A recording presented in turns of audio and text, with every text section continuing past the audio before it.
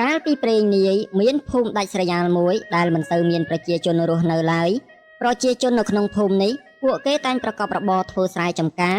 និងដាំដំណាំផ្សេងៗសម្រាប់ចិញ្ចឹមជីវិត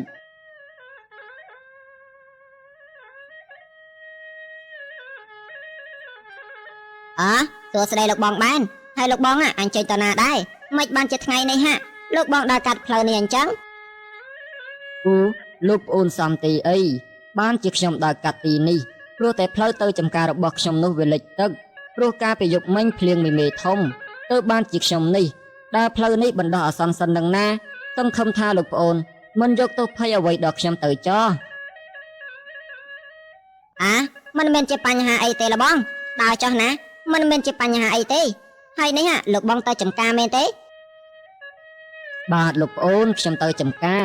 មិនដឹងថាចំការរបស់ខ្ញុំនេះវាយ៉ាងម៉េចយ៉ាងម៉ាទេលោកប្អូនអើយណាមួយដីនៅទីនោះទំនាបផងខ្ញុំខ្លាចក្រែងថាវាលិចទឹកអស់ហើយចុះលោកប្អូនវិញថ្ងៃនេះមិនបានទៅចំការទីអី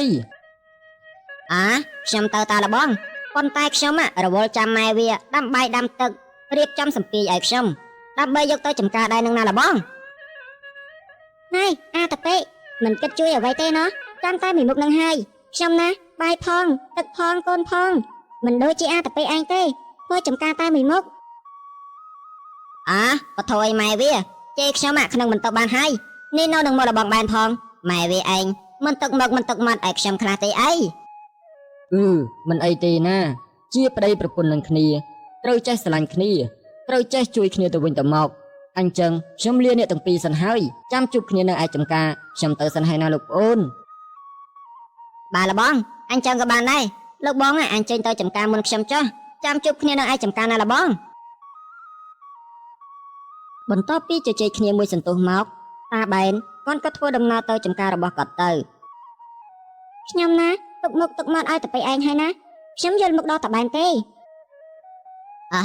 ម៉ែវា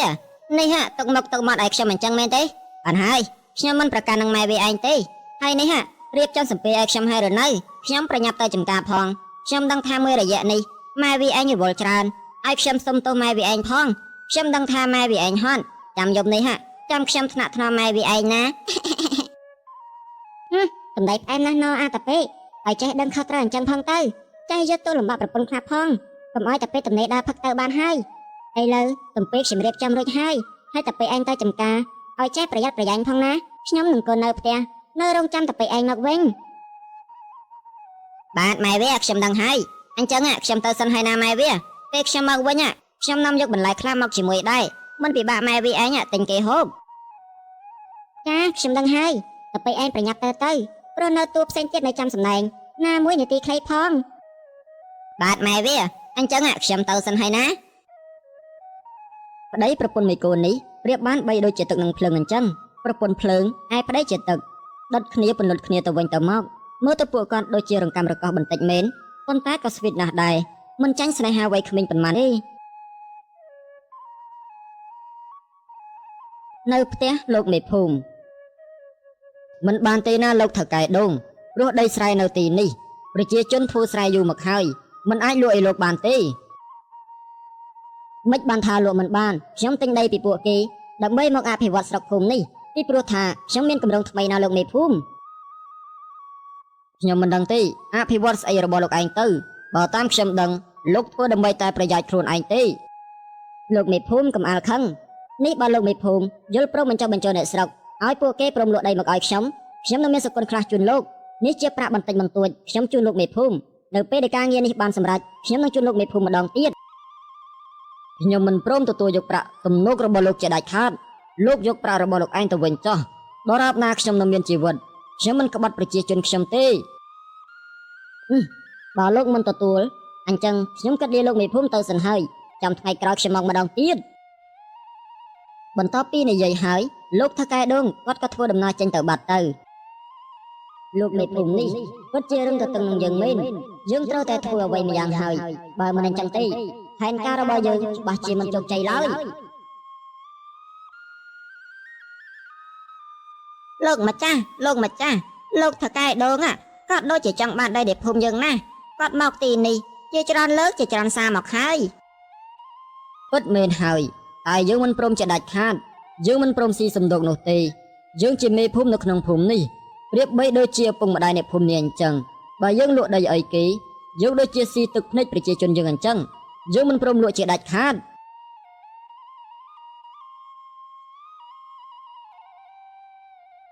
លោកស្អែកឡើងខ្ញុំមិនព្រមលក់ដីរបស់ខ្ញុំនេះឲ្យទៅលោកនោះទេលោកថកែដូងសូមលោកត្រឡប់ទៅវិញចុះបាត់មែនហើយពួកខ្ញុំមិនព្រមលក់នោះទេអ្នកទាំងអស់គ្នាខ្ញុំធ្វើបែបនេះក៏ព្រោះតែខ្ញុំចង់ជួយអ្នកទាំងអស់គ្នាអ្នកទាំងអស់គ្នាសាកគិតមើលទៅបើអ្នកទាំងអស់គ្នាព្រមលក់ដីមកឲ្យខ្ញុំអ្នកទាំងអស់គ្នានឹងមានប្រាក់ចាយជាប្រចាំថ្ងៃចុះបើខ្ញុំលក់ដីឲ្យលោកហើយប្រាក់នោះក៏ចាយអស់ទៀតចុះថ្ងៃខាងមុខខ្ញុំបានដីឯណាធ្វើចំការទៅយ៉ាងណាក៏ដោយក៏ខ្ញុំមិនលក់ឲ្យលោកដែរ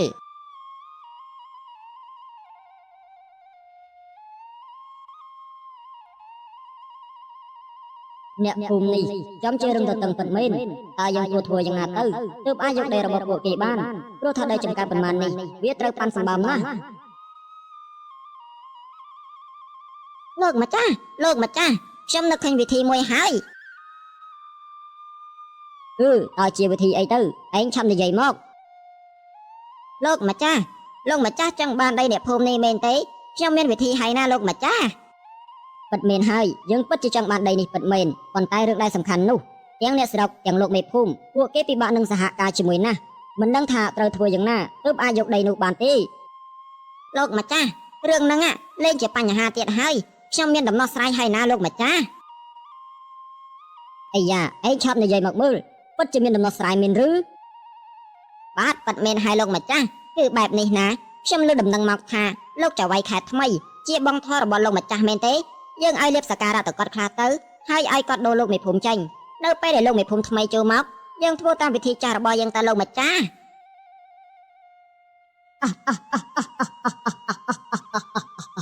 ពិតមែនហើយហេតុអ្វីក៏យើងនឹងមិនឃើញសោះអញ្ចឹងលោកចៅវាយខេត្តដោយឃើញមាសប្រាក់ច្រើននិងជាបងប្អូនធររបស់លោកថកែដូងផងនោះគាត់ក៏បានដកលោកមេភូមិចាស់ចេញហើយជំនួសដោយលោកមេភូមិថ្មីនេះទៀតសោតគាត់គឺជាមនុស្សលោភលន់លោកមេភូមិថ្មីក៏បានធ្វើលិខិតស្នាមคล้ายលក់ដីឲ្យលោកថកែដូងអ្នកភូមិមានការខឹងសម្បាយ៉ាងខ្លាំងតែគេមិនមានសិទ្ធិអ្វីតទៅនឹងលោកថកែដូងនោះឡើយបើអ្នកណាហ៊ានចំទាស់នឹងលោកថកែដូងនោះអ្នកនោះច្បាស់ជាឈឺខ្លួនជាមិនខានបងប្អូនទាំងអស់គ្នាអើយតើពេលនេះយើងគិតយ៉ាងណាទៅលោកថកែដូងគេមានអំណាចណាស់ហើយលោកមេភូមិថ្មីនេះទៀតសោតក៏ជាមនុស្សលោភលន់ទៀតដីស្រែរបស់យើងខំធ្វើជាយូរណាស់មកហើយយើងមិនព្រមឲ្យគេងាយនោះទេលបងខ្ញុំមានវិធីមួយហើយយើងមានតែធ្វើបែបនេះទេធ្វើបែបណាទៅលោកប្អូនទើបអាចយកដីរបស់ពួកយើងមកវិញបានអ្នកភូមិទាំងអស់គ្នាបានសម្រេចចិត្តទៅប្តឹងព្រះរាជាដើម្បីឲ្យទ្រង់ជួយកាត់សេចក្តីអំពីរឿងនេះណែលោកតាតើលោកតាមានរឿងអីហេតុអីបានជានាំនៅស្រុកភូមិមករកយើងដល់ព្រះរាជវាំងដូច្នេះសូមក្រាបទូលព្រះអង្គម្ចាស់ជីវិតតម្កល់លើត្បូងពួកយើងទាំងអស់គ្នាមានទុកជាពុនប្រមាណដោយលោកមេភូមិបានខົບខិតជាមួយនឹងលោកថកែដូងហើយពួកគេបានបន្លំធ្វើឯកសារคล้ายបន្លំយកដីរបស់ពួកយើងដូច្នេះសូមព្រះអង្គទ្រង់ជ្រាបជួយរកយុត្តិធម៌ឲ្យខ្ញុំផង